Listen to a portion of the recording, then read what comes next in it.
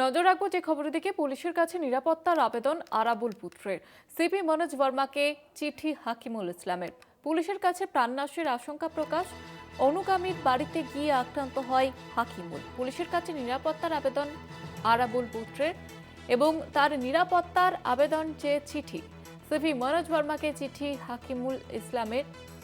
আপনাদের যেমনটা জানাচ্ছিলাম যে তিনি অনুকামের বাড়িতে গিয়ে আক্রান্ত হন এবং পুলিশের কাছে প্রাণনাশের আশঙ্কা প্রকাশ করেন। তার নিরাপত্তার আবেদন নিয়ে এই চিঠি দেন সিপি মনোজ বর্মাকে চিঠি হাকিমুল ইসলামের।